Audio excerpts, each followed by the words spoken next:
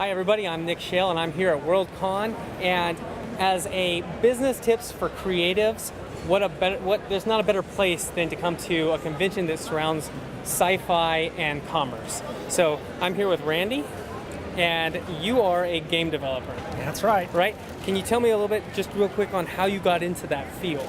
Well, actually, I started clear back when I was in college.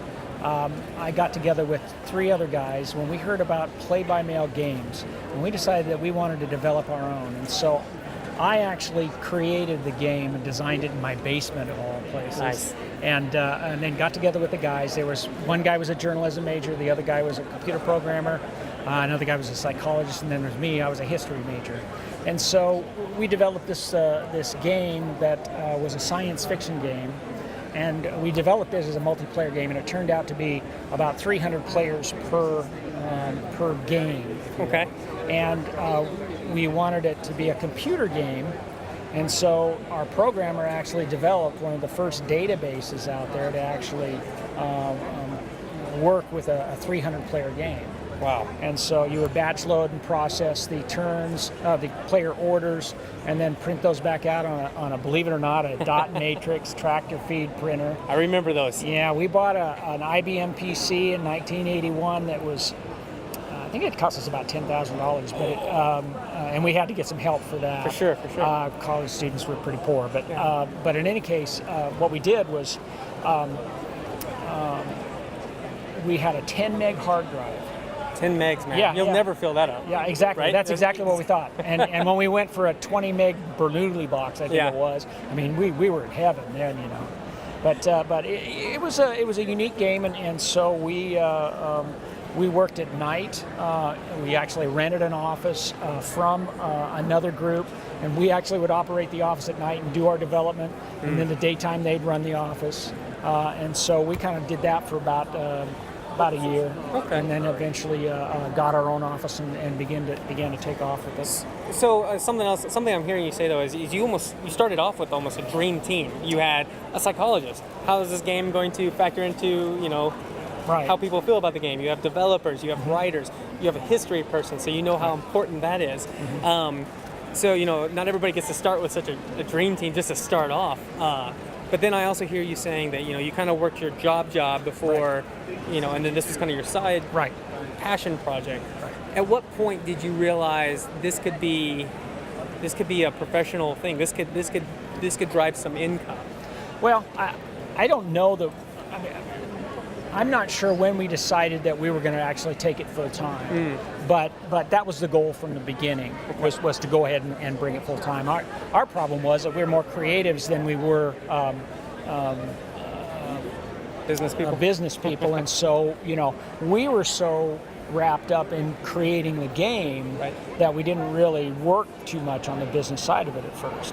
And so what you have is every bit of money that we got rolled into paying for the game and paying for improvements. Yeah. And so a danger that we got, there's a danger in doing that, because if you just continue to only do that, then you're never going to earn any money. Right. You're just going to keep rolling things back into the game itself, or the project, whatever it has to be. So you have to set some goals there in terms of what you're going to reserve for yourself. You've got to set it up so that you can pay yourself. Right. Even if it's a small amount, you at least get the mechanism in there, because if you don't, you never will. Right. Yeah, it's easy to say, hey, we just got a $10,000 boost from somebody, and throwing it all into that printer. Right. Instead of rent or mortgage or food on the table. Right. So I mean, as far as besides just having a general plan of saying, hey, we're going into this, the end game is to have this generate income.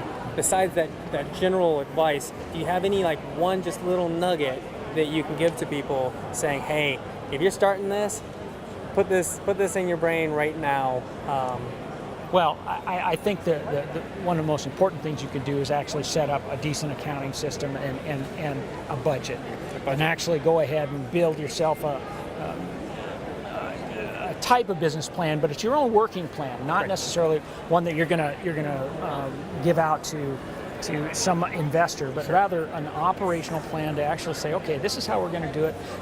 If you lay out those costs, and you maintain a decent accounting system, you can at least see what's going on. Because if you don't, you're struggling with all of this creative ability and all of the things you're trying to do to make it work, and you're not understanding why, you can't eat because right, and because all the money's going away, and you're failing to plan. If you don't plan, then you're planning to fail. Right. Exactly. So I think a big thing is it might be intimidating. Oh, I got to make this 20-page business plan, and don't do that. No. Just have like a hey, here's some bullet points to start with, and then develop it. Go back to your creative art, and then come back every now and again and just revisit it. I think is important. Keep your book straight, but develop an operational plan, and that's just for you, not necessarily for a giant business plan that you have to have a lot of angst about. You just something simple that allows you to track what you're doing business-wise, not just creatively. Right.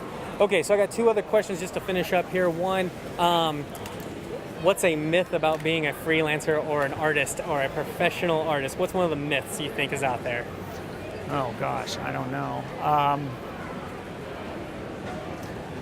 That you can't make money. That you can't make money. That's a good one. Okay, parallel universe. You're not developing games. What are you doing? Oh, you mean what do I do for a real job? What's your real job? Well, I'm an attorney. Okay, so in this universe, you're an attorney as well. I'm a criminal lawyer. Yes. Oh, right on. Okay. So 2 reasons to follow this guy. If you're a criminal, he can help you. But if you're a gamer, where can we follow you? Where can we follow the information, and where can we see what's coming from you? The name of the company is K Group LLC. K Group LLC. Yeah. Okay. And the website is www.takamouniverse.com. Awesome.